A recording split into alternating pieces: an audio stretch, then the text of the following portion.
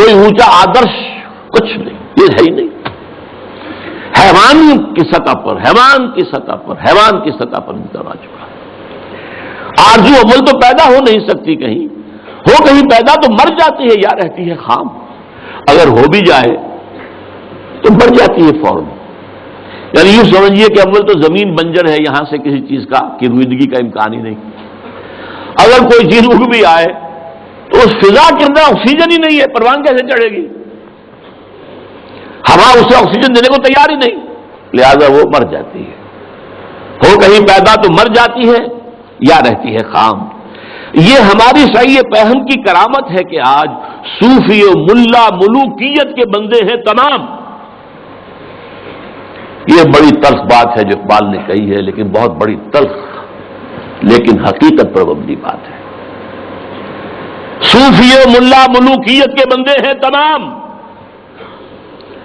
خلافت راشدہ کے بعد جو نظام ہمارا چلا ہے اس میں صوفی و ملا، علماء اور صوفیاء، ان کا نظام کیا تھا؟ ملوکیت کو سپورٹ، ایک نیگیٹو سپورٹ ہے۔ خانقاہوں میں بیٹھو، اللہ اللہ کیے جاؤ، ضربیں لگائے جاؤ، یہ کیے جاؤ، اپنا تزکیہ کیے جاؤ، مانجے جاؤ، اپنے آپ کو رگڑے جاؤ، اسی میں زندگی بتا لو، چھوڑ کر اوروں کی خاطر یہ جہانے بے ثبات۔ اب باہر کیا ہو رہا ہے کیا نہیں ہو رہا ہے اسے کوئی غرض نہیں۔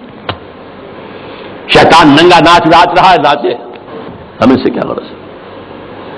ہمارے پاس تو آئے ہیں اتنے طالب ہیں، اتنے وہ سالک ہیں، وہ فلاں سالک آج اس مقام پر پہنچ گیا ہے، آج یہ مقامات، یہ سالک مقامات میں کھو گیا اور یہ امت خرافات میں کھو گئی۔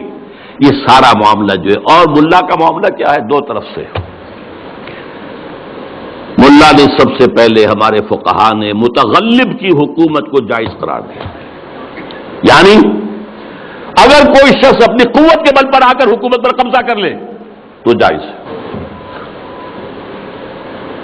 اور حکمران کے خلاف کوئی بغاوت نہیں کر سکتے جب تک کہ وہ تمہیں کفر کا حکم نہ دے۔ کفر کا کائے کو حکم دے گا؟ وہ اپنے عیش بنائے گا، اپنے محل بنائے گا، اپنی رنگ نلیاں کرے گا، اپنے آپ کو کفر کا حکم دینے کی ضرورت کیا ہے؟ یہ تصور ہے جو سنی اسلام کے اندر اس کی رگوں میں چلا گیا اور اس نے سن کر دیا اسلام کو۔ استثناء اگر ہے تو شیعہ اسلام ہے، وہ تسلیم نہیں کرتے، چاہے کھڑے نہ ہو، مقابلہ نہ کریں، تسلیم نہیں کرتے، ذہناً ریکنسائل نہیں کرتے، نفرت کرتے ہیں۔ یہی ان کی پوری تاریخ کے اندر ہے۔ لیکن ہمارے ہاں کیا ہے؟ شیخ الاسلام بن کر بیٹھے ہوئے ہیں۔ استاد نے، امام ابو حنیفہ نے تعاون گوارا نہیں کیا اس ملوکیت کے ساتھ۔ عہدے کی پیشکش کی گئی، قاضی القضات ہو جاؤ گے تمہارا فتویٰ جو ہوگا وہی قانون بن جائے گا۔ ان کا نہیں، ہرگز نہیں۔ جیل کاٹی، ماریں کھائیں۔ شاگرد نے قاضی ابو یوسف عہدہ قبول کر کے تعاون شروع کر دیا۔ استاد نے کہا تھا مزارعت حرام، جس کی زمین خود کاشت کرے۔ شاگرد صاحب نے کچھ تھوڑی سی شرطیں لگا کے مزارعت جائز۔ کیوں؟ ملوکیت کے پاؤں ہوتے ہیں جاگیردار، وہ جیسے کنسلا ایک ہم کہتے ہیں، ایک جانور ہوتا ہے جس کے بہت پاؤں ہوتے ہیں، سینٹی پیڈ اور اس طرح پاؤں، ایسے ہی جاگیرداری کے پاؤں ہوتے ہیں۔ یہ 30,000 منصبدار ہے، یہ 20,000 منصبدار ہے، یہ 10,000 ہے، یہ 5,000 ہے۔ ان پاؤں پر ملوکیت کھڑی ہوتی ہے۔ یورپ میں کیا تھا؟ یہی فیوڈلز، بیرنز، لارڈز، ان کے اوپر بادشاہ۔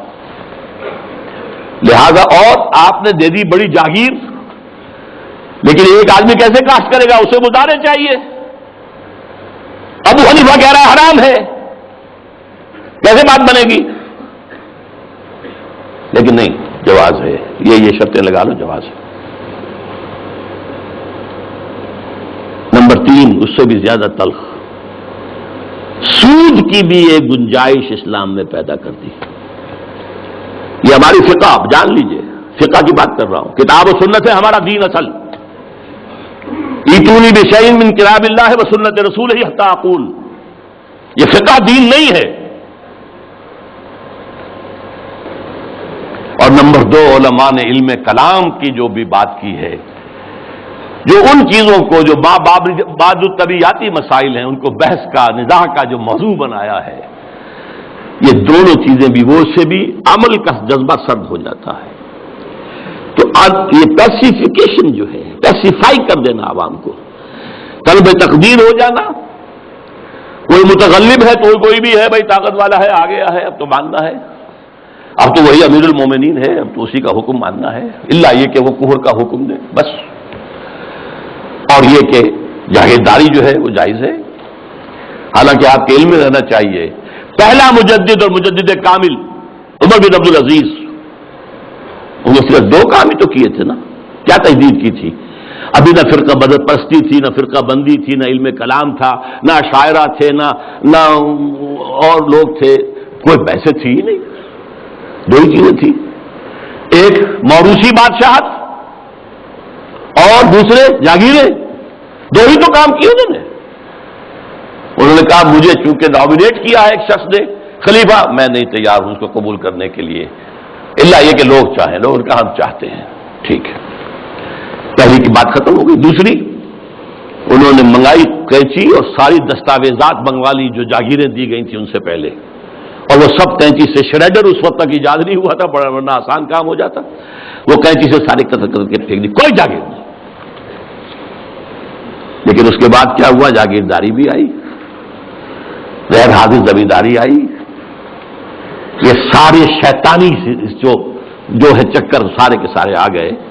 تو فرمایا یہ ہماری سعی پہم کی کرامت ہے کہ آج صوفی و ملا ملوکیت کے بندے ہیں تمام۔